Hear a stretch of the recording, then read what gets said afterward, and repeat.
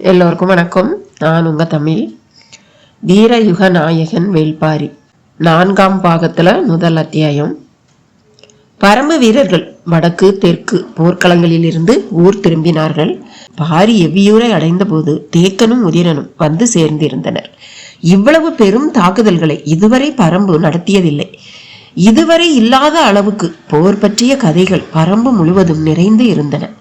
போர் மனநிலையிலிருந்து விடுபடுதல் எளிது அல்ல.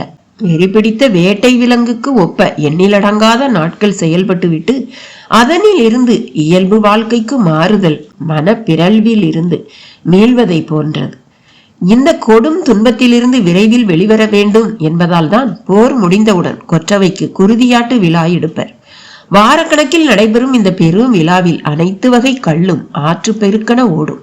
குடித்து கழித்து ஆடிப்பாடி பெருவுணவு உண்டு முடிப்பர். இந்த பெரும் விழா வீரர்கள் அனைவரையும் குணமாற்றம் அடைய செய்யும். இழப்பின் வழியில் இருந்து மகிழ்வின் கொண்டாட்டத்துக்கு ஒவ்வொருவரையும் தள்ளும். கண்ணுக்குள் ஊறி கிடக்கும் கொலைவெறி வற்றி இறங்கும். வாழ்வு மீண்டும் வீசி செல்லும் இளம் காற்றுக்கு தலையசைக்கிற சிறு புல்லின் குணத்தை அடையும். ஆனால் இந்த முறை குருதியாட்டு விழாவை நடத்த முடியவில்லை. பாண்டியனின் படை கீழ்த்திசையில் நிலை கொண்டு உள்ளது. அவனுடனான போர் இன்னும் தொடங்கவே இல்லை. கொற்றவையின் கூத்துக்களத்தில் நீராட்டு விழாவின் போது வஞ்சினம் உரைத்த பாரியின் கூற்றில் 2ஐ முடித்தாகிவிட்டது. 3ஆம் கூற்று தொடங்கப்படவே இல்லை. பரம்பை பொறுத்தவரை போர் இன்னும் முடியவில்லை. எனவே போர் மனநிலையை உதர முடியாத நிலையிலேயே அனைவரும் இருந்தனர். வட்டாற்றில் சோழப்படையின் மீதான தாக்குதல் முடிந்த மறுநாள் இரவு பாரி அங்கிருந்து புறப்பட்டு விட்டான். இனி சோழப்படை மீள வாய்ப்பேதும் இல்லை. எனவே தொடர்ந்து வீறு கொண்ட தாக்குதல் தேவையில்லை. பரம்பு மண்ணை விட்டு அவர்களை அப்புறப்படுத்தினால் போதும். மிஞ்சியவர்கள் குறும்பியூர் கணவாயில் வெளியேறும் வரை அவர்களை பிட்டன் பின்தொடரட்டும் என்றான் பாரி. இரவாதனை தாக்குதல் களத்தில் இருந்து வெளியேற்றி வேறு வேலைகளை கொடுத்தான். எதிரி படை வீறு கொண்டு நிற்கும் போதே அவனது தாக்குதலை அவர்களால் எதிர்கொள்ள முடியாது. இப்போதோ அவர்கள் உயிர் பிழைக்க ஓடிக்கொண்டிருக்கிறார்கள். இந்த நிலையில் இரவாதனை களம் விட்டு வெளியேற்றுவது அவசியம் என்று நினைத்தான் பாரி. யானையின் துதிக்கைக்குள் சென்ற சங்கு அட்டைகள் ஒரு சில நாட்களில் தாமே செத்து உதிரும் வரை யானைக்கு வேதனை இருக்கத்தான் செய்யும். யாரையும் நெருங்க விடாது. தாக்குதலுக்குள்ளாகி இறந்த யானைகளை தவிர குற்றுயிராய் இருக்கும் யானைகளுக்கும் சிகிச்சை தேவைப்படும். யானைகளுக்கு உதவ வேண்டியது நமது கடமை. நமது மலைகளுக்குள் பிளிரி கதரும் யானைகளுக்கு நாம் உதவியே ஆக வேண்டும். யானைகளுடனான ஆதிமொழியை உருவாக்கிய தந்த முத்தத்தை சேர்ந்தவர்களை அழைத்து அதற்கான ஏற்பாடுகளை செய் என்று இரவாதனுக்கு உத்தரவிட்டான் பாரி. யானைப்படையை வீழ்த்துவதற்காக உயர்த்திய வில்லோடு அலைந்து கொண்டிருந்த இரவாதனை தந்தமுத்துக்காரர்கள் கேட்கும் பச்சிலைகளை பறித்து தருபவனாக மாற்றினான் பாரி. எண்ணிலடங்காத காயங்களுடனும் வேதனையுடனும் அலைந்து திரிந்த யானைகளை தந்தமுத்துக்காரர்கள் எப்படி அணுகுகிறார்கள் என்பதை அவன் கூர்ந்து கவனிக்க வேண்டியது முக்கியம். வீரன் மருத்துவர்களிடமிருந்து கற்றுக்கொள்ள நிறைய உண்டு. அதுவும் வேதனை கொண்ட போர் யானைகளை நெருங்கவும் தேவைப்பட்டால் எளிய முறையில் அவற்றை வீழ்த்தவும் பிறகு சிகிச்சை அளிக்கவும் எண்ணற்ற நுணுக்கங்களை தந்தமுத்துக்காரர்கள் செய்தனர். இவையெல்லாம் பெரும் படைக்கு தலைமை ஏற்பவர்களுக்கு தேவையான பயிற்சி தான். இவ்வளவு யானைகளுக்கிடையே இப்படி ஒரு பயிற்சியை பெறும் வாய்ப்பு இரவாதனை தவிர பரம்பில் வேறு யாருக்கும் கிடைக்கவில்லை. அவசியம் என கருதி பாரியே இந்த பயிற்சியில் அவனை ஈடுபடுத்தினான். எழுவனாற்றை விட்டு பாரி புறப்பட்ட பிறகு வலக்கரையில் இருந்த இரவாதன் தந்தமுத்தத்துக்கு சென்றான். இடதுகரையில் இருந்த பிட்டன் சிறு படையை உடன் வைத்துக் கொண்டு எதிரிகளை பின்தொடர்ந்து சென்று கொண்டிருந்தான். பெரும் எண்ணிக்கையிலான பரம்பு வீரர்கள் ஊர்களுக்கு திரும்பினர். யானைகளின் கொடூர அழித்தொழிப்பில் இருந்து செங்கணச்சோழனை காப்பதில் சோழர் படையின் முன்னணி தளபதிகளும் நெடுங்காடர்களும் மிகுந்த கவனத்தோடு செயல்பட்டனர். தேர்ந்த வீரர்களின் வலிமை மிகுந்த பாதுகாப்பு வளையத்தினூடே செங்கணச்சோழனை முன்னகர்த்தி வந்து கொண்டிருந்தனர். தாக்குதல் நடந்த முதல் நாள் இரவு வேந்தனை காக்க முடியாத நிலை வந்துவிடுமோ என்று கவலைப்பட்டனர். நெடுங்காடர்கள் பாறை குகை ஒன்றுக்குள் வேந்தனை அனுப்பி யானைகள் உள்ளே நுழையாதபடி நெருப்பு வளையத்தை உருவாக்கி காத்தனர். சிறிய படை பிரிவு ஒன்று மிகுந்த பாதுகாப்பு தன்மையோடு ஆற்றின் ஓரப்பகுதியின் வழியே தப்பிச் சென்று கொண்டிருப்பதை அறிந்த பிட்டன் அவர்களை இறங்கி தாக்க முடிவெடுத்தான். பெரும் படை முழுமுற்றாக அழிந்த பிறகும் இவர்கள் இவ்வளவு வேகமாக தப்பிச் செல்கின்றனரே என்று சற்றே அவசரப்பட்டான். வேந்தனை காத்து நின்றது மிக தேர்ந்த வீரர்களை கொண்ட படைப்பிரிவு. உடன் நெடுங்காடர் தளபதி துணங்கனும் இருந்தான். தளபதிகளில் தப்பி பிழைத்தது அவன் மட்டும்தான். பரம்பு நாட்டை ஊடறுத்து செல்லும் தாக்குதலுக்கு எங்களை நம்பி நீங்கள் வரலாம் என்று நெடுங்காடர்கள் அளித்த வாக்கின் அடிப்படையில் தான் செங்கணச்சோழன் வந்தான். அந்த வாக்கை காப்பாற்ற இறுதி வரை முயன்று கொண்டிருந்தான் துணங்கன். பொழுது மங்கிக் கொண்டிருந்த மாலை நேரத்தில் ஆற்றின் வளைவு ஒன்றில் பொருத்தமான இடத்தில் வேந்தனுக்கு கூடாரம் அமைக்கப்பட்டது. அருகில் இருந்த மூங்கில் மரங்களை ஆற்றுக்குள் சாய்த்து பிடித்து வலைப்பின்னல்களை நெடுங்காடர்கள் உருவாக்கினர். எந்தவித பாதிப்பும் அடையாத 12 யானைகளை பாதுகாப்புக்கு நிறுத்தினர். கவச வீரர்கள் கூடாரத்தை சுற்றி நின்றிருந்தனர். இவன்தான் இந்த படையெடுப்புக்கு தலைமை தாங்கியவன் என்று இந்த ஏற்பாடுகளை கண்டதும் பிட்டனுக்கு தோன்றியது. அமைக்கப்பட்ட கூடாரத்தின் பின்பகுதியில் ஆற்று வழியே தாக்குதல் எதுவும் நடந்துவிடக் கூடாது என்று 12 யானைகள் வரிசையாக நிறுத்தப்பட்டிருந்தன. கூடாரத்தை சுற்றி கவச வீரர்கள் விழிப்புடன் காத்து நின்றார்கள். கார் இருள் சூழ்ந்திருந்த போது கூடாரத்தின் இடதுபுறம் இருந்து பிட்டனின் தலைமையிலான சிறு படை ஆற்று மணலுக்குள் இறங்கியது. பிட்டனின் பார்வை முழுவதும் கூடாரத்தை சுற்றி நின்றிருந்த கவச வீரர்களை நோக்கியே இருந்தது. ஆனால் மண் போர்த்தி உறங்கும் பழக்கம் கொண்ட நெடுங்காடர்கள் ஆற்று மணலுக்குள் தலை மட்டும் மேலாக தெரிவதை போல் மறைந்து கிடப்பதை அவன் கவனிக்கவில்லை. கூடாரத்தை நோக்கி தாக்குமாறு பிட்டன் ஆணையிட்டதும் உடன் வந்தவர்கள் வில்லை உயர்த்த எத்தனித்த போது மணலுக்குள்ளிருந்து தெரித்து மேல் எழும்பினர் நெடுங்காடர்கள். இரு கைகளிலும் உருவிய வாள்களோடு எழுந்தவர்கள் தங்களின் கையருகில் இருக்கும் பரம்பின் வீரர்களை கணப்பொழுதில் வெட்டி சரித்தனர். 1000 வீரர்களை கொண்ட படையை ஒரு தெரியாமல் அழித்த எதிரிகள் கையருகில் சிக்கியுள்ளனர் என்ற வெறியோடு நெடுங்காடர்கள் வெட்டிய போது வில்லிலிருந்து விடுபட்ட அம்புகள் கவச வீரர்களை துளைக்கவும் செய்தன. ஓசை கேட்டு கூடாரத்துக்குள் இருந்த செங்கணச்சோழன் சட்டென திரை விலக்கி வெளியே வந்தான். மேலே தெரித்த மண் துகள்களுக்கு நடுவே அவனது உருவத்தை துல்லியமாக கண்டான் பிட்டன். கையில் இருந்த ஈட்டியை அவன் மீது எரிந்த போது நெடுங்காடர்களின் எண்ணிலடங்காத வாள்கள் பிட்டனை நோக்கி இறங்கிக் கொண்டிருந்தன. வலதுகால் தொடையில் ஈட்டி இறங்கிய கணம் பேர அலறலோடு செங்கணச்சோழன் மண்ணில் சரிந்தான். அதே வேளையில் பிட்டன் எண்ணற்ற துண்டுகளாக மணலெங்கும் சிதறி கிடந்தான். குலசேகர பாண்டியனின் வயதும் அனுபவமும் யாராலும் கணிக்க முடியாத முடிவுகளை எப்போதும் எடுப்பவராக அவரை மாற்றியிருந்தன. முதல் நிலை படை வெங்கல் நாட்டுக்கு வந்ததும் போருக்கான ஆயத்த வேலைப்பாடு தொடங்கிவிடும் என அனைவரும் எதிர்பார்த்தனர். ஆனால் அப்படி எதுவும் நடக்கவில்லை. மிக விரிந்த அளவில் பாடி வீடுகளை ஏற்படுத்தி படைகளை பகுதி பகுதியாக கொண்டு வந்து இறக்கும் உத்தரவை மட்டும் கருங்கைவாணனுக்கு வழங்கியிருந்தார். பாண்டிய நாட்டின் வெவ்வேறு திசைகளில் இருந்து படைகள் வெங்கல் நாடு நோக்கி நகர்ந்தன. ஆனால் படை முழுமையும் அங்கு வந்து குவிந்து விடவில்லை. குறிப்பிட்ட இடைவெளிகளில் படைகளை ஆங்காங்கு தங்க வைத்து பேரரசரின் உத்தரவுக்கு ஏற்ப வெங்கல் நாட்டை நோக்கி நகர்த்தினர். இளவரசர் புதிய விற்பனும் தளபதி கருங்கைவாணனும் பாடி வீட்டிலேயே முகாமிட்டிருந்தனர். ஆனாலும் பேரரசரின் எண்ண ஓட்டங்களையோ போர் உத்திகளையோ அவர்களால் யூகிக்க முடியவில்லை. மையூர் கிளார் மிக மும்முரமாக இருந்தார். எண்ணிலடங்காத படைப்பிரிவுகள் நாள்தோறும் வந்த வண்ணம் இருந்தன. அவரது நிலப்பரப்பு எங்கும் குதிரைகளும் யானைகளும் குறுக்கும் நெடுக்குமாக போய் வந்தபடி இருந்தன. எல்லா ஏற்பாடுகளிலும் அவரது ஆலோசனை அடிப்படையாக இருந்தது. பேரரசின் அதிகாரம் மிக்க பிரதிநிதியாக எல்லோராலும் அவர் பார்க்கப்பட்டார். பாண்டிய நாட்டின் எண்ணற்ற படைப்பிரிவின் தளபதிகளும் சிற்றரசர்களும் வந்து சேர்ந்து கொண்டே இருந்தனர். ஆனால் பேரரசர் மட்டும் இன்னும் வெங்கல் நாட்டுக்கு வந்து சேரவில்லை. அவர் மதுரையிலும் இல்லை. இரண்டுக்கும் இடைப்பட்ட இடத்தில் தும்பாற்று அரண்மனையில் இருந்தார். சேரனின் தாக்குதலை பற்றியும் சோழனின் படையெடுப்பை பற்றியும் ஒற்றர்கள் மூலம் செய்திகளை நாள் தவறாமல் சேகரித்தபடி இருந்தார். அந்த தாக்குதலில் ஏற்படும் விளைவுகளை பொறுத்தே தன்னுடைய உத்திகளை வகுப்பது என்று முடிவெடுத்தார். முதலில் சேரனின் தோல்வி பற்றிய செய்தி வந்து சேர்ந்தது. நீண்ட நாட்களுக்கு பிறகு சோழப்படையின் அழித்தொழிப்பு பற்றிய செய்தி அவரை எட்டியது. எல்லாவற்றையும் பொறுமையோடு சிந்தித்துக் கொண்டிருந்தார். தனக்கான உத்திகளை தனித்துவத்தோடு வகுத்துக் கொண்டிருந்தார். போர் என்பது உத்தியால் மட்டும் தீர்மானிக்கப்படுவது அல்ல. கடைசி கணம் வரை அந்த உத்தியை செயல்படுத்தும் புறச்சூழல் நம்முடைய ஆதிக்கத்தில் இருக்க வேண்டும். அல்லது அதனுடைய ஆதிக்கத்தால் பாதிப்படையாத உத்திகள் வகுக்கப்பட்டிருக்க வேண்டும். 2 நாட்டு தாக்குதல்களும் தோல்வியடைந்த பிறகு வெங்கல் நாடு நோக்கி முன்னே நகர்ந்தார் குலசேகர பாண்டியன். காற்றடி காலம் உச்சம் கொண்டிருந்தது. குளம் குட்டைகளில் நீரின் இருப்பு மேலும் குறைந்தது. ஆனாலும் மேற்கு மலையில் மேகங்கள் கூடும் காலம் நெருங்கிவிட்டது. அதை கணித்தே அவரின் நகர்வும் இருந்தது. பாண்டிய பெருவேந்தன் வெங்கல் நாடு நோக்கி வரும் செய்தி எட்டியவுடன் படையெங்கும் உற்சாக கொண்டாட்டம் தொடங்கியது. 10 ஆண்டுகளுக்கு பிறகு குலசேகர பாண்டியன் நேரடியாக போர்க்களம் ஒன்றுக்கு இப்போதுதான் வருகிறார். முடியனும் காலம்பனும் கீழ்த்திசை போர்க்களத்துக்கு வந்து மாதக்கணக்கு ஆகிறது. பாண்டிய படை பாடி வீடு அமைத்து எங்கெல்லாம் தங்குகிறார்கள், என்னவெல்லாம் செய்கிறார்கள் என்பதை கணித்தபடியே இருந்தனர்.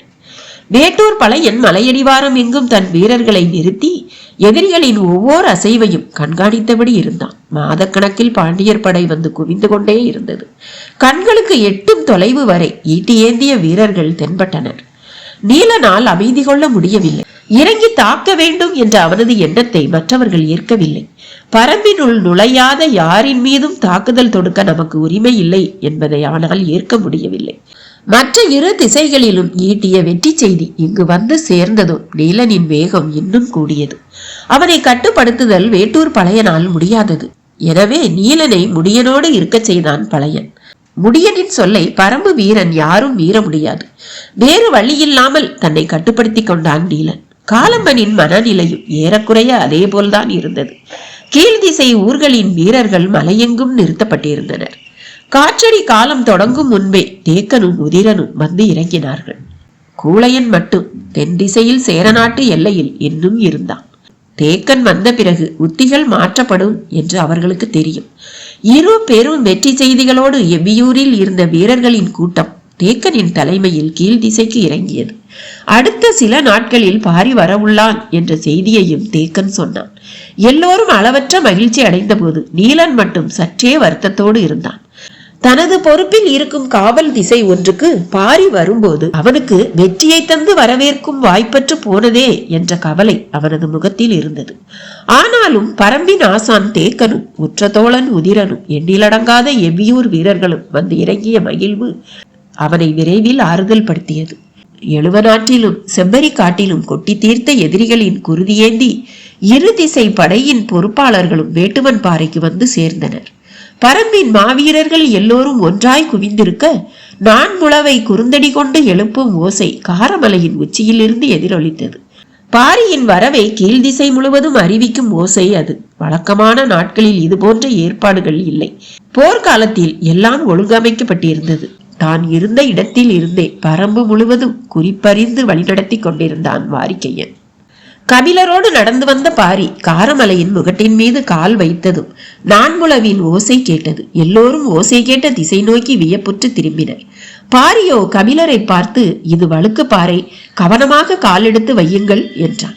பல முறை இந்த வழியில் காரமலையை கடந்து இரு பக்கங்களும் போய் வந்துள்ளேன். அப்பொழுதெல்லாம் முளவின் ஓசை கேட்டதில்லையே என்றார் கபிலர். இவையெல்லாம் வாரிக்கையனின் ஏற்பாடு. செய்தி தொடர்புகளின் வலை பின்னல்களை இருந்த இடத்திலிருந்தே உருவாக்கும் நுட்பம் அவரளவுக்கு பரம்பில் வேறு யாருக்கும் இல்லை என்றான் பாரி. கபிலர் வியந்து கேட்டுக்கொண்டே வந்தார். நான் வருவதை முன்னோக்கி அறிவிக்கும் ஓசை என்று மட்டும் நினைத்து விடாதீர்கள். அவருக்கு சென்று சேர வேண்டிய செய்தி ஒன்றும் வேறு ஒலி குறிப்பில் போய்கொண்டிருக்கும் என்றான். எவ்வளவு ஆற்றல் கொண்ட மாமனிதனாக அவர் இருக்கிறார் என்று கபிலர் வியந்து கூறியபடி பாரியின் தோள் பற்றி நடந்து கொண்டிருந்தார். பாரி சொன்னான், பறவைகளை கூடுகளில் பார்த்து மகிழ்வது ஓர் அனுபவம் என்றால், வானமெங்கும் பறந்து திரிவதை பார்த்தறிவது இன்னொரு வகை அனுபவம். அதுவே வேட்டைக்காக சிலிர்த்தபடி ஈட்டி போல் இறங்கி தாக்குவதை பார்த்தல் முற்றிலும் வேறு வகையான அனுபவமாயிற்றே. இது வேட்டை காலம் அல்லவா? தங்களின் ஆற்றல் முழுவதையும் பயன்படுத்தும் வாய்ப்பாக ஒவ்வொரு பரம்பு மனிதனும் கருதுவான் என்றான் பாரி. ஆற்றல் அளவிடற்கரியது. அது பயிற்சியோடும் திறமையோடும் மட்டும் தொடர்புடையது அல்ல, சூழலுடனும் உணர்வுடனும் தொடர்புடையதாயிற்றே என்றார் கபிலர். ஆம், அதனால்தான் தளர்ந்த வயதில் வாரிக்கையனும் மிக இளம் வயதில் இரவாதனும் எண்ணி பார்க்க முடியாத நுட்பத்துடனும் வலிமையுடனும் ஆற்றலை வெளிப்படுத்த நிற்கின்றனர். ஒரு கணம் அதிர்ந்தார் கபிலர். மகா திறமை கொண்ட வாரிக்கையனை பற்றி பேசிக் கொண்டிருக்கையில் அந்த வரிசையில் இரவாதனை ஒப்பிட்டு பாரி சொன்னது வியப்பாக இருந்தது. சற்றே அமைதி கொண்ட கபிலர் இரவாதனை என்று மெல்ல தொடங்கினார். கபிலர் என்ன கேட்க வருகிறார் என்பதை புரிந்து கொண்ட பாரி சொன்னார். எழுவநாற்று போர்க்களத்தில் ஒரு காட்சியை பார்த்தேன். இரவாதன் எய்த அம்பொன்று யானையின் கழுத்தில் ஒரு பக்கம் தைத்து மறுபக்கம் எட்டி பார்த்தது. அவனது வில்லடியின் ஆற்றல் அளவிட முடியாததாக இருக்கிறது. பாரி சொல்லிக் கொண்டிருக்கும் போது வியப்பு மீறாமல் கபிலர் சொன்னார். இதே போல வியப்போடு நீலனின் ஆற்றலை பற்றி தேக்கன் சொல்ல கேட்டுள்ளேன் என்று. ஆம், இருவரும் இணையற்ற ஆற்றல் கொண்ட வீரர்கள்தான். ஆனால் வீரர்களை மாவீரர்களாக மாற்றுவது போர்க்களம்தான் என்று சொல்லியபடி நடையை நிறுத்தினான் பாரி. குறிந்தபடி கவனமாக நடந்து வந்த கபிலர் பாரி நின்றதும் தானும் நடையை நிறுத்திவிட்டு நிமிர்ந்து பார்த்தார். மலையடிவார சமவெளி பரப்பில் விரிந்து கிடந்தது பாண்டியர் படை. கண்ணிமைக்காமல் அதை பார்த்து கொண்டிருக்கையில் பாரி சொன்னான், பெரும் புகழை அணைத்துக் கொள்ளும் மாவீரர்களுக்காக களம் ஆயத்தமாகி கொண்டிருக்கிறது என்று. வேந்தனுக்கு இதுவரை யாரும் தந்திராத வரவேற்பை தர வேண்டும் என்று இரவு பகலாக பணியாற்றி கொண்டிருந்தது வெங்கல் நாடு. குலசேகர பாண்டியனின் காலடி வெங்கல் நாட்டு அரண்மனையில் பதிந்த போது நெடுஞ்சான் கிடையாக விழுந்து தொட்டு வணங்கி வரவேற்றார் மையூர் கிழார். பரம்பின் மீதான போர் பற்றிய முடிவெடுக்கப்பட்டு 3 மாதங்களுக்கு மேல் ஆகிவிட்டது. இந்த முடிவு எடுக்கப்பட்டவுடன் தனது அரண்மனையில் புதிய மாளிகை ஒன்றை கட்டத் தொடங்கினார் மையூர் கிழார். இந்த போரில் குலசேகர பாண்டியன் நேரடியாக கலந்து கொள்ள வாய்ப்பு இருக்கிறது. அப்படி அவர் வந்தால் தங்குவதற்காக இந்த ஏற்பாட்டை செய்தார். பாண்டிய பெருவேந்தனின் தங்கல் மாளிகை பேரழகோடு வடிவமைக்கப்பட்டிருந்தது. கொற்றர்களின் தாய் நிலம் என்று வர்ணிக்கப்படும் வெங்கல் நாடு அதிசிறந்த மாளிகையை வடிவமைத்து இருந்தது. பேரரசர் உள்ளே நுழைந்ததும் அதன் வேலைப்பாட்டிலும் வண்ண ஓவியத்திலும் வியந்து நிற்பார் என மையூர் கிழார் எதிர்பார்த்தார். குலசேகர பாண்டியனின் கண்களுக்கு அவை எவையும் தெரியவில்லை. அவர் பார்க்க நினைத்தது மாளிகையை அல்ல, வெங்கல் நாட்டின் நிலவியல் அமைப்பை, பரம்பு மலையின் வாகினை, தாக்கி முன்னேறவும் தற்காத்து நிற்கவுமான நிலப்பரப்பை. மறுநாள் அதிகாலை கவச வீரர்களின் அணிவகுப்பின் ஊடே நிலப்பரப்பை பார்வையிட புறப்பட்டார் குலசேகர பாண்டியன். மேட்டுவன் பாறைக்கு 3 காத தொலைவில் இருந்து வெங்கல் நாடு தொடங்குகிறது. மையூர் கிழார் முதலில் அங்குதான் வேந்தரை அழைத்து வந்தார். அங்கிருந்து எதிரில் தெரியும் காரமலையை பற்றி சொல்ல தொடங்கினார். பின்னர் தென்மேற்கு திசை நோக்கி வேந்தனின் தேர் நகர்ந்தது. தேருக்கு முன்னால் கருங்கை வாணனும் புதிய விற்பனும் குதிரையில் அணிவகுத்தனர். அவர்களுக்கு முன்னால் காவல் வீரர்கள் சென்றனர். இதே போல தளபதிகளும் வீரர்களும் பின்புறம் அணிவகுக்க வேந்தனின் தேர் நகர்ந்து கொண்டு இருந்தது.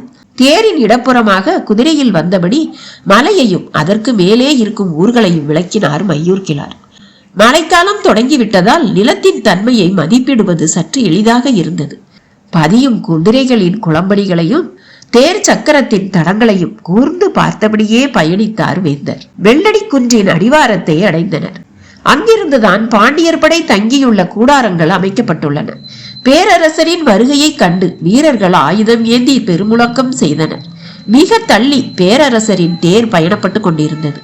வீரர்களின் ஆவேச ஒலி மலையெங்கும் எதிரொலித்தது. பேரரசரின் கவனம் வெள்ளடி குன்றின் உயரத்தின் மீதே இருந்தது. அந்த ஊரின் பெயர் என்ன சொன்னாய் என்று கேட்டார். எந்த ஊரை கேட்கிறார் என்று சற்றே குழப்பமானார் மையூர் கிழார். முதலில் சொன்னாயே அந்த ஊரின் பெயர் என்று கேட்டார். வேட்டுவன் பாறை பேரரசே என்று பணிந்து சொன்னார் மையூர் கிழார். அது அவர்களின் காவல் தலைவர்கள் இருக்கும் ஊர் என்று சொல்கிறாய், பின்னர் ஏன் படையை இவ்வளவு அருகில் தங்க வைத்துள்ளாய் என்று கேட்டார். யாரிடமும் பதில் இல்லை. குதிரைகள் மீண்டும் புறப்பட்டு போயின. வரிசையாக குன்றுகளின் பெயரையும் தன்மையையும் அப்பால் உள்ள ஊர்களின் பெயர்களையும் சொல்லியபடி வந்தார் மையூர் கிழார். இடதுபுறம் பாண்டிய படையின் வீரர்கள் வெற்றி கூச்சல் எழுப்பியபடி இருந்தனர். பேரரசரின் வருகையால் வீரர்களின் உணர்வு எல்லை கடந்ததாக இருந்தது. படை வீட்டின் இறுதி எல்லை இருக்கும் நெடுங்குன்றம் வரை நிற்காமல் வந்தடைந்தனர். காரமலையின் தன்மைகளை அண்ணாந்து பார்த்தபடி நின்றார். வெள்ளடி குன்று தொடங்கி நெடுங்குன்று வரை தெற்கு வடக்காக பாடி வீடுகள் அமைக்கப்பட்டதன் காரணத்தை கருங்கை வாணன் சொல்ல முற்பட்டான். பேரரசரோ, படை தங்குவதற்கான பாடி வீடுகள் இங்கிருந்து தொடங்கி தென் திசையில் அமையட்டும் என்று சொல்லிவிட்டு புறப்பட்டார். இவ்வளவு ஏற்பாடுகளையும் இனி மாற்ற வேண்டுமா என்ற அதிர்ச்சி எல்லோர் முகங்களிலும் தெரிந்தது. அவர் சொன்னதற்கான காரணம் எவ்வளவு சரியானது என்பது வெளிப்படையாக தெரிந்தது. மழைக்காலம் தீவிரமடைய தொடங்கியது. வெள்ளடி குன்றிலிருந்து தொடங்கி தென் திசையில் நீண்டது படையமைப்பு. வெங்கல் நாட்டு மாளிகை முழுவதும் போர் பாசறையானது. உணவு தானியங்களுக்கான சேமிப்பு கலன்களாக அவற்றில் பல உருமாறின. பாண்டிய நாட்டு படை பல்வேறு சிற்றரசர்களின் பகுதிகளில் பரவலாக முகாமிட்டிருந்தது. மழைக்காலம் முடிவடைவதற்காக அவர்கள் தங்க வைக்கப்பட்டிருந்தனர். சிறியதே ஆனாலும் எழில்மிகு மாளிகைக்குள் நுழைந்தான் கிப்பாலஸ். வஞ்சிமா நகரில் சேரனின் போர் உத்திகளை கண்டு வியந்தவன் அங்கிருந்து புறப்பட்டு புகாரை அடைந்த போது செங்கடச்சோழனின் படையெடுப்பையும் அதற்கான காரணத்தையும் கேட்டு திகைப்புற்றவன் பாரியை வீழ்த்தும் வல்லமை கொண்டவர்களாக ஒவ்வொருவரும் ஒவ்வொரு விதத்தில் காட்சியளிப்பதாக நம்பியவன் இறுதியில் தாக்குதலின் முடிவுகளால் நம்பிக்கை அற்றவனாக மாறி நின்றான். இரு வேந்தர்களும் முழுமுற்றாக தோல்வியடைந்த பிறகும் பெரும் வேந்தனான குலசேகர பாண்டியன் மிக நிதானமாக தனது படையெடுப்பு பணிகளை நடத்தி வருவதை அறிந்து இந்த இடம் வந்து சேர்ந்துள்ளான். உடன் வந்த கால்பாவும் எபிரசும் விருந்தினர் மாளிகையில் தங்க வைக்கப்பட்டிருந்தனர். கிப்பாலஸ் பேரரசரை வணங்கி நின்றான். அவரோ அவனை அணைத்து வரவேற்றார். சேரனின் மீதும் சோழனின் மீதும் பாரி நடத்திய தாக்குதலின் முழு விவரங்களும் நீங்கள் அறிவீர்கள் தானே என்று பேச்சை தொடங்கினான் கிப்பாலஸ். அந்த படையெடுப்புகள் பற்றியும் அங்கு நிகழ்ந்த பேரழிவுகள் பற்றியும் பரிமாறிக்கொள்ள இருவரிடமும் எண்ணிலடங்காத செய்திகள் இருந்தன. அன்று இரவு முழுவதும் அவை பற்றியே பேசினார்கள் இருவரும். போர்க்கள தாக்குதல்களை பற்றி தான் அறிந்துள்ளது எவ்வளவு குறைவானவை என்பதை கிப்பாலஸ் உணர்வதற்கு வெகு நேரமாகவில்லை. குலசேகர பாண்டியன் சொன்ன செய்திகள் கிப்பாலஸை உரைய வைத்தன. மற்ற இருவரும் இழைத்த தவறுகளை நாங்கள் இழைக்க மாட்டோம் என்று குலசேகர பாண்டியன் சொன்ன கூற்று நம்பிக்கையின் அடிப்படையிலானது மட்டுமல்ல, நுட்பமான திட்டமிடலுடன் கூடியது என்பதை கிப்பாலஸால் உணர முடிந்தது. ஆனாலும் அவன் கேட்டான், அவர்களைப் போல அல்லாமல் உங்களின் தாக்குதல் எந்த விதத்தில் வேறுபட போகிறது என்று. கழுகுக்கும் மலை காடைக்கும் வேறுபாட்டை அறிவீர்களா என்று கேட்டார் பேரரசர். பேரரசர் என்ன சொல்ல வருகிறார் என்பது கிப்பாலஸுக்கு புரியவில்லை. நானே சொல்கிறேன். கழுகு தனது இரையை நிலமெங்கும் தேடிப்போய் வேட்டையாடும். மலைக்காடை நிலமெங்கும் இருக்கும் இரையை தனது கூட்டுக்கு வரவழைத்து வேட்டையாடும் என்றார். வியப்புற்றபடி கேட்டான், எப்படி என்று. பேரரசர் சொன்னார், மலைக்காடை பாறை இடுக்குகளில் இருக்கும் நாகரவண்டின் இறகுகளை கொத்தி கொண்டு வந்து தனது இருப்பிடத்தில் வைத்துக் கொள்ளும். நாகரவண்டின் மனம் காற்றில் கன நேரத்தில் பரவக்கூடியது. அந்த மனத்தை நுகர்ந்த உடனே காட்டில் உள்ள வண்டினங்கள் எல்லாம் அதை நோக்கி பறந்து வரும். சில்வண்டு தொடங்கி எரிவண்டுகள் வரை அதை நோக்கி வந்த வண்ணமே இருக்கும். தனது கூட்டில் இருந்தபடியே வந்து சேரும் வண்டினங்களை வளைத்து வளைத்து வேட்டையாடும் மலைக்காடை என்றார். கிப்பாலஸ் தனது மனக்கண்ணில் மலைக்காடையை உருவகப்படுத்த முயன்ற போது குலசேகர பாண்டியனின் முகமே தெரிந்தது. கிப்பாலஸ் வஞ்சி நகரை அடைந்து ஒரு வாரத்துக்கு பிறகுதான் கால்பா புகார் நகரை சென்று அடைந்தான். இருவரும் குலசேகர பாண்டியனின் திட்டத்தை இரு பெரு வேந்தர்களிடமும் விளக்கினார்கள். பரம்பிடம் தோற்றதால் இருவருமே அவமானப்பட்டு குறுகி கிடந்தனர். செங்கடச்சோழன் கால் எலும்பு முறிந்து உயிர் பிழைத்ததே பெரும்பாடாகி போனது. வலது காலை இழுத்து இழுத்து கோலின் துணை கொண்டே நடக்கும் நிலையில் இருந்தான். ஆனால் பரம்பை அழித்தொழிக்கும் வாய்ப்பு பாண்டியனின் மூலம் கிடைக்கிறது என்று தெரிந்த கணமே வெகுண்டெழுந்தான் தந்தை சோழவேலன். சற்றே நிதானித்து முடிவெடுப்போம் என்று சொல்வதற்கான இடமே அன்றைய அரசவையில் எழவில்லை. சோழப்படையின் அத்தனை ஆற்றல்களையும் கொண்டு வந்து குவிக்க ஆயத்த நிலையில் உள்ளதாக அறிவித்தான். உதயஞ்சேரல் சட்டென முடிவெடுத்து விடவில்லை. மலைப்பகுதியில் இவ்வளவு திறன் மிகுந்த ஏற்பாடுகளை செய்துமே நம்மால் தாக்குதலில் வெற்றி கொள்ள முடியவில்லையே, சமவெளி போரில் பாரியை வீழ்த்த முடியுமா என்று சிந்தித்தபடியே இருந்தான். கிப்பாலஸ் பொறுமையாக பல விளக்கங்களை கொடுத்தான். சேரனும் சோழனும் என்ன காரணத்துக்காக பரம்பின் மீது படையெடுத்தார்களோ அதே செல்வங்களை அவர்களே எடுத்துக் கொள்ளட்டும், தனக்கு தேவை பரம்பின் வீழ்ச்சி மட்டுமே என்று குலசேகர பாண்டியன் தெளிவுபடுத்தி விட்டான் என்பதை மீண்டும் மீண்டும் சொன்னான். தேவாங்கு, கொல்லிக்காட்டு விதை, பாலிநகர் மணிக்கற்கள் என அனைத்தின் மீதும் கிப்பாலஸின் கனவு நிலை கொண்டு இருந்தது. அதனால்தான் பாண்டியனின் போர் திட்டத்தோடு மற்ற இரு பேரரசுகளையும் இணைக்கும் வேலையில் முனைந்து ஈடுபட்டான். சேரனும் சோழனும் பாரியிடம் தோல்வியை தழுவியுள்ளனர். இந்த நிலையில் எப்படியாவது அவனை அழிக்க வேண்டும் என்ற தீவிரத்தோடுதான் போர் புரிவார்கள். அது மட்டுமல்ல, தனது தலைமையில் நடக்கும் ஒரு போரில் அவர்கள் பங்கெடுப்பதே பாண்டிய பேரரசின் முதன்மையை வெளிப்படையாக ஏற்றுக்கொள்ளும் செயல்தானே. ஒரு போர் தொடங்கும் போதே மறைமுகமாக உயர்வை வழங்குவதை எண்ணி மகிழ்ந்தார் குலசேகர பாண்டியன். அதனால் தான் கிப்பாலஸை இந்த செயலை நோக்கி தூண்டினார். 3 பேரரசுகளும் அவை உருவான காலம் தொட்டு தங்களுக்குள் சமரசம் செய்து கொண்டது இல்லை. உள்ளுக்குள் எரியும் பகையனும் நெருப்பை அவை ஒருபோதும் அழித்துக் கொண்டதில்லை. சிற்றரசர்களையும் சிறுகுடிகளையும் வீழ்த்துவதில் இன்றளவும் பேரரசுகளின் படைகளுக்கிடையான மோதல் தவிர்க்க முடியாததாகத்தான் இருக்கிறது. ஆனாலும் யவன வணிகத்தால் கடந்த சில தலைமுறைகளாக 3 பேரரசுகளும் பெரும் செல்வ செழிப்பை எட்டியுள்ளன. அரசின் வலிமையை ஆளும் நிலப்பரப்பு மட்டும் தீர்மானிப்பதில்லை, அதனிடம் இருக்கும் செல்வங்களும் முக்கியமானவை என்பதை உணர்ந்துள்ளன. அதனால்தான் முத்துக்கள் கொளிக்கும் கடல் வளத்தையும், மிளகு தொடங்கி எண்ணிலடங்காத வாசனை பொருட்களும் மருத்துவ பொருட்களும் விளைந்து கிடக்கும் மலை வளத்தையும் தனதாக்கி கொள்ள விடாமல் முயல்கின்றனர். கிப்பாலசின் இந்த முயற்சிக்கு 3 பேரரசுகளும் இசைவு தெரிவித்தது. இந்த போராட்டத்தின் ஒரு பகுதியே இத்தனை காலங்களாக எந்த வளத்துக்காக இந்த மூவரும் தனித்தனியே போரிட்டார்களோ அதே நோக்கத்துக்காகத்தான் இப்போது மூவரும் இணைந்து போரிட முடிவு செய்துள்ளனர். இந்த போர் வெளிப்படையாக எதிரியை நோக்கியது, ஆனால் ஆழத்தில் உடன் இருப்பவரின் இழப்பை கண்டு மகிழக்கூடியது. பாரி வேட்டுவன் பாறைக்கு வந்ததில் இருந்து போர் சூழலை பற்றிய உரையாடல்கள் நாள்தோறும் நடந்தபடி இருந்தன.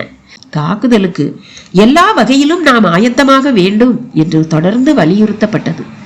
நாம் இறங்கி போய் தாக்கப் போவதில்லை. எதிரி மலையேறி வந்தால் நாம் தாக்குவதற்கு புதிதாய் எதுவும் தேவையும் இல்லை. பிறகு ஏன் பதற்றமடைகிறீர்கள் என்றான் பாரி.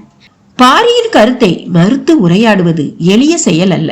தேக்கன் மட்டுமே மிக எளிதாக அதை கை கொள்வான். சற்றே தயங்கி ஆனால் உறுதியாக பேசக்கூடியவன் முடியன். வேட்டூர் பழையன் பாரியின் கூற்றுக்கு மறுப்பாகத்தான் பேச தொடங்குவார். ஆனால் அவன் மீதுள்ள வாஞ்சையால் எப்போது திசை மாறினோம் என்பதை அறியாமலேயே பாரியின் கருத்துக்கு உடன்பட்டு பேசிக் கொண்டிருப்பார். இவர்கள் எல்லோரிலும் ஒரே ஒரு விதிவிலக்கு வாரிக்கையன் மட்டும்தான். அவருடன் பேசும்போது பாரியிடம் ஏற்படும் மாறுபாட்டை மற்றவர்கள் எளிதில் உணர முடியும். ஏனெனில் பாரியின் தந்தையே அவரின் சொல் கேட்டு வளர்ந்தவர்தான். வாரிக்கையன் இன்னும் எவ்வியூரில் தான் இருக்கிறார். போர்க்களம் பற்றிய தற்போதைய உரையாடலில் அவர் கருத்துக்கள் ஊடாடவில்லை. மழைக்காலம் தொடங்கியது. பாண்டியர் படையின் பாடி வீட்டு கூடாரங்கள் தென் திசை நோக்கி இடம் மாற தொடங்கின. ஆயிரக்கணக்கான பொருள்களில் இடம்பெயர்வு நடந்தது. எண்ணற்ற யானைகள் இந்த செயலில் ஈடுபடுத்தப்பட்டன. இவர்கள் என்னதான் செய்கிறார்கள் என்பதை பரம்பு வீரர்கள் மலையின் மீதிருந்து கவனித்தபடியே இருந்தனர். வெள்ளடி குன்றிலிருந்து நெடுங்குன்று வரை கூடாரம் அமைத்திருந்த படை இப்போது முழுமுற்றாக நெடுங்குன்றில் இருந்து தென்புறமாக இடம் மாறிக்கொண்டிருந்தது. வேட்டுவன் பாறை என்பது பரம்பின் மிக முக்கியமான இடம் என்பதால் தங்களின் இருப்பிடத்தை மிகவும் தள்ளி கொண்டு போகிறார்கள் என்பதை புரிந்து கொள்ளவும் முடிந்தது. மயிலா கருவுற்று இருந்ததால் அவளுக்கு கனிகளை கொடுத்து உபசரிக்க ஆதினியை வர சொல்லி இருந்தான் பாரி. அவளும் தன் தோழிகளோடு வேட்டுவன் பாறைக்கு வந்திருந்தாள். சில நாட்கள் அங்கேயே தங்கியிருந்தான் பாரி. அடைமழை முடிவுற்ற மறுநாள் பரம்பின் வீரன் ஒருவன் பாரி இருந்த குடில் நோக்கி ஓடி வந்தான். அவன் சொன்ன செய்தி கேட்டு எல்லோரும் குன்றின் மேல் ஏறி நின்று பார்த்தனர். தென் திசையிலிருந்து பெரும் படை ஒன்று அணியணியாக வந்து கொண்டிருந்தது.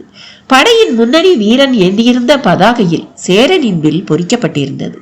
அடுத்து 10ஆம் நாள் வடதிசையில் இருந்து வந்த படை அணியினர் புலிக்கொடி ஏந்திய பதாகையை சுமந்து வந்தனர்.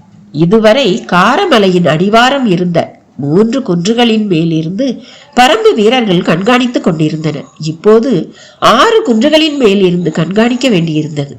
வந்து குவியும் படை வீரர்களின் எண்ணிக்கை எல்லையில்லாத விரிவை எய்தி கொண்டிருந்தது. மூவேந்தர்களும் படையை ஒரு முனையில் குவிக்கின்றனர் என்ற செய்தி உறுதிப்பட்ட பிறகு பரம்பின் எல்லா திசைகளில் இருந்தும் வீரர்கள் கீழ்த்திசைக்கு அழைக்கப்பட்டனர். வாரிக்கையனும் கூளையனும் சில நாள் இடைவெளியில் வேட்டுவன் பாறைக்கு வந்து சேர்ந்தனர். கருவூல பொறுப்பாளர் வெள்ளிக்கொண்டாரை தவிர மதுரையின் அரண்மனை நிர்வாக பொறுப்பில் இருந்த அனைவரும் வெங்கல் நாட்டுக்கு வந்து சேர்ந்தனர். குட்டநாட்டு அமைச்சன் நாகரையன் வந்து சேர்ந்தான். ஆயிமலையில் நடைபெற்ற தாக்குதலில் குடநாட்டு தளபதி எகல்மாடன் தலைமையிலான படை மட்டுமே முழுமுற்றாக அழிவுற்றது. குட்டநாட்டு தளபதி துடும்பன் தலைமையிலான படை பரம்புக்குள் நுழையாமலேயே நின்றுவிட்டது. இதன் பின்னணியில் உதயஞ்சேரலின் துரோகமும் அடங்கியுள்ளதாக நினைத்த குடநாட்டு வேந்தன் குடவர்கோ இன்னொரு கூட்டு போரில் பங்கெடுக்க விரும்பவில்லை. எனவே குட்டநாட்டு படை மட்டுமே போர்க்களம் வந்தது. சேர நாட்டின் அமைச்சராக நாகரையனே விளங்கினான். சோழ நாட்டு அமைச்சன் வளவன்காரியும் வந்து சேர்ந்தான். பாண்டிய பேரரசின் தலைமை அமைச்சர் முசுகுந்தர் எல்லோரையும் ஒருங்கிணைத்து வழிநடத்தினார். அமைச்சர்களின் சந்திப்பு நடந்த பிறகுதான் வரப்போகும் படைகளின் தன்மையும் எண்ணிக்கையும் முழுமையாக தெரிய வந்தன. அந்த படைகளுக்கு தேவையான ஆயுதங்கள், அவற்றை செப்பனிடுவதற்கும் புதிதாக உருவாக்குவதற்கும் தேவையான ஏற்பாடுகள், உணவு ஏற்பாடுகள், பண்டக சாலைகள், மருத்துவர்கள், சிகிச்சைக்கான பகுதிகள், குதிரைகளுக்கும் யானைகளுக்குமான கட்டுத்தறிகள், போர்க்களத்துக்கான தேர்கள், அவற்றுக்கான பராமரிப்பாளர்கள், பிற கருவிகள், போர் விலங்குகளுக்கான தானியங்கள், கூலங்கள் ஆகிய எல்லாவற்றையும் செம்மையுற கணக்கிட்டனர். பரம்பின் தரப்பில் ஆயுதங்களை தொடங்க வேண்டியதை பற்றிய உரையாடல் ஒரு வழியாக முடிவுக்கு வந்தது. பாரி ஒப்புதல் வழங்கிய பிறகு சிறுவாளி நகரில் ஆயுதங்களை உருவாக்கி கொண்டிருந்த அத்தனை பேரும் கீழ் திசைக்கு இடம் மாறினர். மூவேந்தர்களின் போர் பாசறை வேட்டுவன் பாறையில் இருந்து பலகாத தொலைவில் இருப்பதால் தங்களின் இருப்பிடத்தையும் மாற்ற முடிவு செய்தனர்.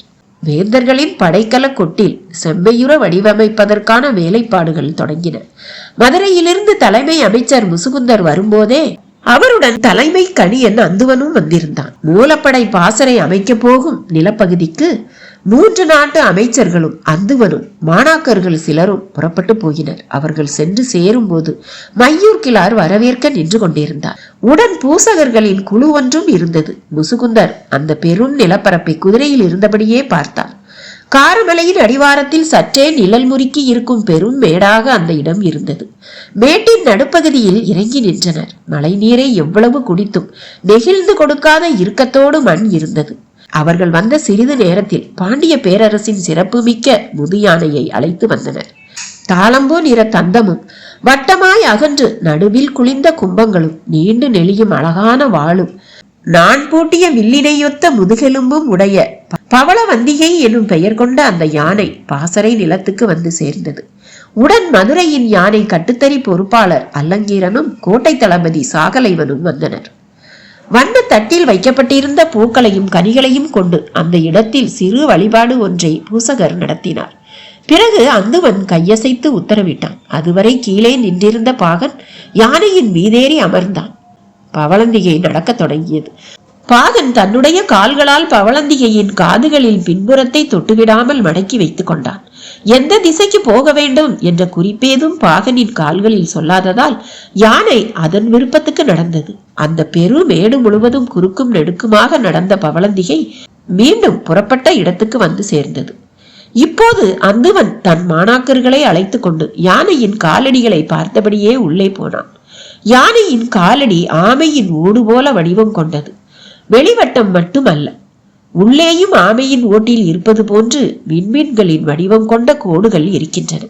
யானையின் பாதத்தில் இருக்கும் ரேகை கோடுகள் அவை. யானையின் 4 காலடிகளும் 4 வித ரேகைகளை கொண்டவை. பவளந்திகையின் காலடிகள் அந்த பெரும் மேடெங்கும் பதிந்து கிடக்க அவற்றை கூர்ந்து பார்த்தபடி அந்துவனும் அவன் மாணாக்கர்களும் நடந்து கொண்டிருந்தனர். காலடியின் அச்சில் அசையாமல் பதிவு கொண்ட விண்மீன்களின் வடிவு எந்த திசை நோக்கி அமைந்திருக்கிறது என்பதை கணித்தபடி ஒவ்வொரு தடத்தையும் உற்று பார்த்து கொண்டிருந்தனர். மழையின் ஈரம் காயாமல் இருந்ததால் காலடி தடத்தின் உள்கோடுகள் மண்புழுக்களைப் போல எங்கும் நெளிந்து கிடந்தன. மாணாக்கர்கள் தேர்வு செய்த காலடிகளை அந்துவன் போய் பார்த்தபடி இருந்தான். நெடுநேரம் ஆனது. ஆனாலும் காலடியின் உள் வடிவங்களை உற்று பார்த்து ஒன்றோடு ஒன்றை ஒப்பிட்டு கொண்டிருந்தான் அந்துவன். இறுதியாக 3 காலடிகளை தேர்வு செய்தான். பெருமேட்டின் உச்சி பகுதியில் அமைந்த காலடி தடத்தில் பாண்டிய பெருவேந்தனுக்கான பாசறையை அமைக்க இடம் குறித்தான். அதில் இருந்து மிக தள்ளி தென்புற காலடி தடத்தில் சேரவேந்தனுக்கான இடத்தையும் வடகிழக்கு பகுதியில் சோழனுக்கான இடத்தையும் அந்துவன் தேர்வு செய்து கொடுத்தான். 3 பேரரசர்களும் தங்க போகும், அவர்களை சுற்றி பல்லாயிரம் வீரர்கள் மொய்த்து கிடக்க போகும் அந்த இடத்துக்கு மூஞ்சல் என பெயரிட்டார் முசுகுந்தர். மூலப்படை நிலை கொள்ள போகும் படைக்கல கொட்டில் மூஞ்சலில் உருவாக தொடங்கியது. பேரரசர்களின் பாசறை கூடாரம் மிக பெரியதாகவும் வசதி மிக்கதாகவும் உள் பாதுகாப்பு அரண் கொண்டதாகவும் அமைய தொடங்கியது. அவர்களை சுற்றி இளவரசர்களும் முக்கியமான சிற்றரசர்களும் தங்குவதற்கான கூடாரங்கள் அமைக்கப்பட்டு கொண்டிருந்தன.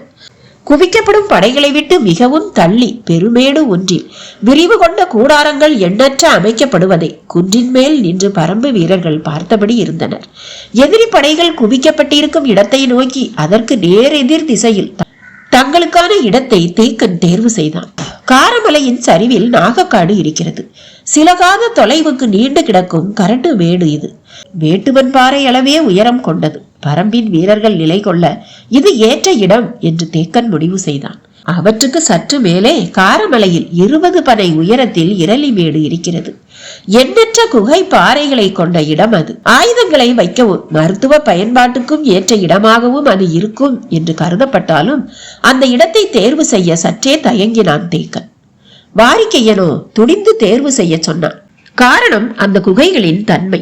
வேர்க்கொடியைப் போல ஒன்றையொன்று இணைத்து செல்லும் எண்ணற்ற குகைகளை கொண்ட இடம் அது.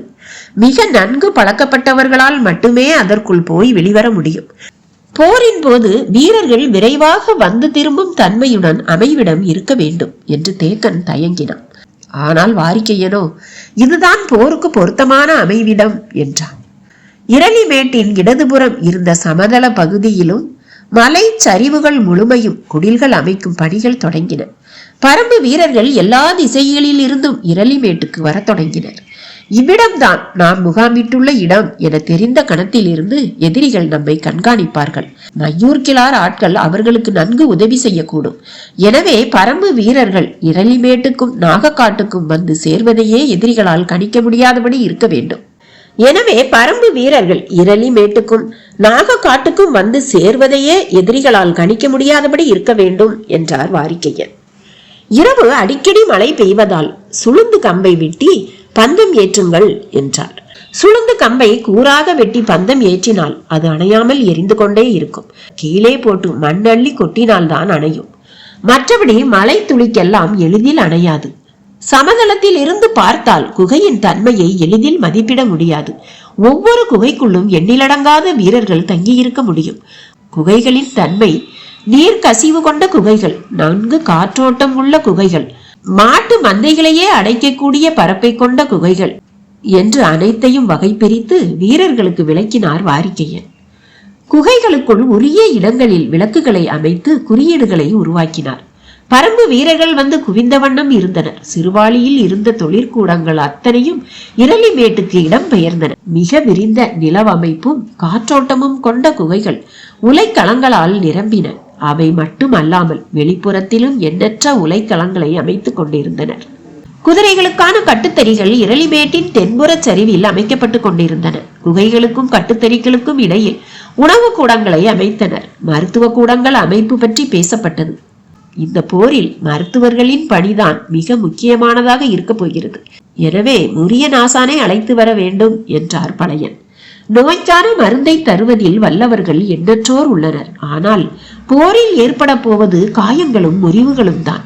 அவற்றுக்கு மருந்தளிப்பதில் மிக வல்லவர் முரியன் ஆசான் தான். பச்சை மலையின் வடதிசையில் ஓடும் மறையாற்றின் கரையில் அவர் இருக்கிறார். வயதாகி மிகவும் தளர்ந்த அவரை இவ்வளவு தொலைவு வரவழைக்க வேண்டுமா என்று தயங்கினான் தேக்கன். வாரிக்கையனோ கட்டாயம் அவர் இங்கு நம்மோடு இருக்க வேண்டும் என்றார். சிவிகையில் உட்கார வைத்து தூக்கி வரும் எண்ணத்தோடு செய்தி அனுப்பப்பட்டது. முதலில் தயங்கிய முரியன் ஆசான் பிறகு ஒரு நிபந்தனையோடு வர ஒப்புக்கொண்டார். எனது சிவிகையை தூக்கி வர இருவரை மட்டுமே அனுப்ப வேண்டும். அவர்களும் என்னை கொண்டு வந்து சேர்க்கும் வரை உணவேதும் உண்ணக்கூடாது என்று. தேக்கன் உள்ளிட்ட எல்லோரும் அதிர்ச்சிக்குள்ளானார்கள். 10 to 12 நாள் பயண தொலைவை எப்படி உணவின்றி கடக்க முடியும், அதுவும் சிவிகையை தூக்கி கொண்டு என்று பலரும் தயங்கிய போது வாரிக்கையன் சொன்னார். மலைப்பாதையில் உணவு ஏதுமின்றி சிவிகையை தூக்கி வரும் வீரர்கள் 2 அல்லது 3 நாட்கள் தான் வர முடியும். அதற்கு பிறகும் அவர்கள் ஓடி வந்தால் மயக்கமடைந்து வீழ்வார்கள். அவர்களை குணப்படுத்தி மீண்டும் சிவிகையை தூக்க வைப்பது மருத்துவராகிய அவருடைய வேலை.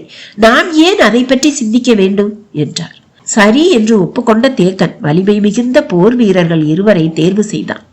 ஆனால் வாரிக்கையனோ அவர்கள் வேண்டாம் என்று சொல்லி தோற்றத்தில் எளிமையான 2 அனுப்பி வைத்தார். 12 நாளில் வந்து சேர வேண்டிய அவர்கள் 8ஆம் நாள் காலையிலேயே வந்து சேர்ந்தனர். இதுதான் நடக்கும் என்று வாரிக்கையனுக்கு தெரியும். எனவே அவர் வியப்பேதும் அடையவில்லை. ஆனால் மற்ற அனைவரும் வியப்பால் கிறங்கி போனார்கள். சிவிகையை தூக்கி வந்த 2 புறப்பட்ட இடத்தில் இருந்து இப்போது வரை உணவு ஏதும் உண்ணவில்லை. முழு வேகத்தோடு வந்து சேர்ந்துள்ளனர் என்ற செய்தி வீரர்கள் எல்லோருக்கும் பரவியது. எப்படி இது நடந்தது என்று பலரும் பேசிக் கொண்டிருக்கையில் மருத்துவர்களிடம் இருந்து உண்மை வெளிவந்தது. முரியன் ஆசான் செய்து வைத்துள்ள திங்கள் மூலிகையை உட்கொண்டால் பல நாட்களுக்கு பசி எடுக்காது, ஆற்றலும் குறையாது என்றார்கள். மருத்துவனின் வருகை மருத்துவத்தால் அறியப்பட வேண்டும். முரியன் ஆசானின் வருகை அப்படியே அறியப்பட்டது. பரம்பின் அனைத்து வகையான மருத்துவர்களும் முன்னரே இரளிமேட்டுக்கு வந்து சேர்ந்தனர். மருத்துவ பேர் ஆசானோடு பணி செய்யும் வாய்ப்புக்காக பலகாலம் காத்திருந்தவர்கள் அவர்கள். போர் என்பது எதிரிகள் 2 நடப்பது மட்டுமல்ல, வீரர்களுக்கும் மருத்துவர்களுக்கும் இடையில் நடப்பதும் கூட. எதிரிகளுக்கு மருத்துவனால் குணப்படுத்த முடியாத காயங்களை உருவாக்கவே ஒவ்வொரு வீரனும் நினைக்கிறான். எதிரிகள் எவ்வளவு காயத்தை உருவாக்கினாலும் குணப்படுத்தி மீண்டும் வீரனை வாழியேந்த வைப்பேன் என்றே ஒவ்வொரு மருத்துவனும் மூலிகை சாற்றை பிழிகிறான். மருத்துவனின் சிகிச்சை மீது இருக்கும் நம்பிக்கையே வீரனின் துணிச்சலை பல நேரங்களில் தீர்மானிக்கிறது. ஒவ்வொரு நாளும் போர் முடியும் கணத்தில்தான் போரை அறிந்து கொள்ளுதல் தொடங்குகிறது. அன்றைய இரவின் காட்சிகள் தான் மறுநாள் அவனது மன உறுதியையும் தீர்மானிக்கிறது. மரணம் எய்தியவர்கள் மரணத்தின் மீது அச்சமூட்டுவதில்லை. உடல் சிதைக்கப்பட்டு மருத்துவர்களால் எதுவும் செய்ய முடியாமல் எங்கும் கதறிய ஓசையோடு இழுபட்டு கிடப்பவர்கள்தான் ஒவ்வொரு போர் வீரனையும் நிலைகுலைய செய்கிறார்கள். அதனால் தான் போர்க்களத்தில் தாக்குண்டவர்களை மருத்துவ சாலை நோக்கி தூக்கி வரும் வேலையை வீரர்கள் செய்யக்கூடாது என்று பேரரசுகள் விதி செய்துள்ளன. அதை செய்வதற்கு தனி படையை அமைத்துள்ளன. போரின் விதியை வீரர்களின் வாளும் மருத்துவனின் பச்சிலைகளும் இணைந்தே தீர்மானிக்கின்றன. பரம்பு வீரர்கள் இணையற்ற நம்பிக்கையோடு வாளினை ஏந்தவும் நாணினை இழுக்கவும் எதிரிப்படையை சிதைத்து முன்னேறவும் மருத்துவர்களும் முக்கிய காரணம். அதுவும் முரியனாசான் களம் நோக்கி வந்துள்ள செய்தி பரம்பு வீரர்களுக்கு கட்டற்ற வேகத்தை கொடுத்தது. மரணத்தை மிதித்து நடக்க ஒவ்வொரு வீரனும் ஆசைப்பட்டான். முரியனாசான் இரளிமேட்டுக்கு வந்த அன்றுதான் மூஞ்சலில் வேந்தர்களுக்கு கூடாரங்கள் அமைக்கும் பணி முடிவுக்கு வந்தது. மூஞ்சல் பகுதிக்கு மட்டும் தனித்துவமான பாதுகாப்பு அரண்கள் உருவாக்கப்பட்டன.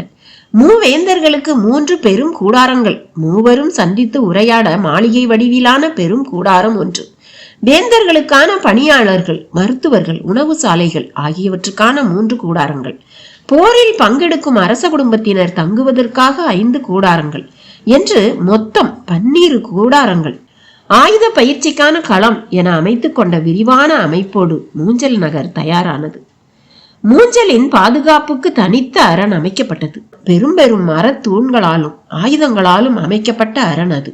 அரணுக்கு வெளியில்தான் படைகள் பலகாத தொலைவுக்கு பரவி இருந்தன. இரவில் கடும் குளிர் இருந்தாலும் பகல் பொழுதின் வெயில் இன்னும் சூடேறாமல் தான் இருந்தது. மூஞ்சலின் அரண் காவலர்கள் 4 முனைகளிலும் அமைக்கப்பட்டிருந்த பாதுகாப்பு மேடையிலிருந்து பார்த்து கொண்டிருந்தனர். தென் திசையில் நின்றிருந்த படை வீரர்களிடம் இருந்து உற்சாக பேரோசை மேலேறி வந்தது. கடல் போல பரவி கிடந்த படை வீரர்களின் வாழ்த்தொலி முழங்க உதயஞ்சேரலின் தேர் தென் திசையில் இருந்து மூஞ்சல் நோக்கி வந்து கொண்டிருந்தது. தேருக்கு முன்னால் சேரநாட்டு தளபதி துடும்பன் குதிரையில் வந்து கொண்டிருந்தான். அவனுக்கு முன்னால் கவச வீரர்கள் அணிவகுத்து வந்தனர்.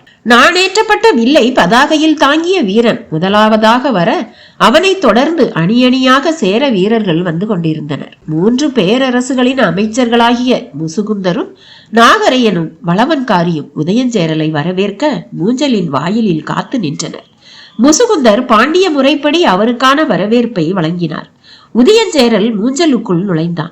அரசகுல முது யானை பவளவந்தியை மாலை சூட்டி வணங்கி தனது முதுகின் மேல் இருந்த அம்பாரியில் ஏற்றி கொண்டது. மூஞ்சலின் வீதியெங்கும் நிறைந்துள்ள பாதுகாப்பு வீரர்களின் வாழ்த்தொலிகளை ஏற்றபடி தனக்கான பாசறை கூடாரத்துக்குள் நுழைந்தான் உதயஞ்சேரல்.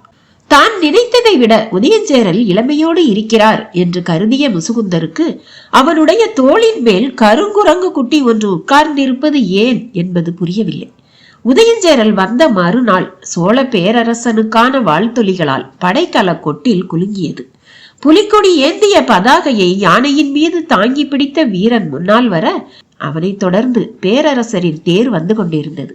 தேருக்குள் தந்தையும் மகனும் இருந்தனர். செங்கன சோழனுக்கு கால் முறிவு கொண்டதால் அவனால் நின்று போரிட முடியாது. மற்ற 2 பேரரசர்களும் போரில் நேரடியாக ஈடுபடும் பொழுது சோழ பேரரசர் மட்டும் நேரடி போரில் ஈடுபடாமல் இருந்தால் அது சோழ நாட்டுக்கு பெருத்த அவமானமாகும். எனவே மகனின் சார்பில் நான் போரில் பங்கெடுப்பேன் என்று சோழவேலன் உடன் வந்தார். அன்று மாலை வீரமுண்டா வாத்தியம் இடியென முழங்க தொடங்கியது. பேரிகையின் ஓசையோ எல்லையில்லாத அதிர்வை உண்டாக்கியது. எங்கும் போர்க்களத்துக்குரிய கருவிகள் இசைக்கப்பட்டன. அணிவகுத்து வந்த யானைகளின் மணியோசை பேரிகையை விஞ்சிக் கொண்டிருந்தது. வீரர்கள் விண்ணை பிளப்பதை போல முழக்கமிட்டனர். வெடிப்புற்ற தந்தமும் விளைந்த நகமும் முதுகினில் சங்கு வடிவ புள்ளிகளையும் கொண்ட பாண்டிய நாட்டு பட்டத்து யானையின் மீது அமர்ந்தபடி மூஞ்சலுக்குள் நுழைந்தார் குலசேகர பாண்டியன். பரம்பின் குரல் மீண்டும் ஒலிக்கும். இந்த கதையோட தொடர்ச்சி அடுத்த பகுதியில. பாய்.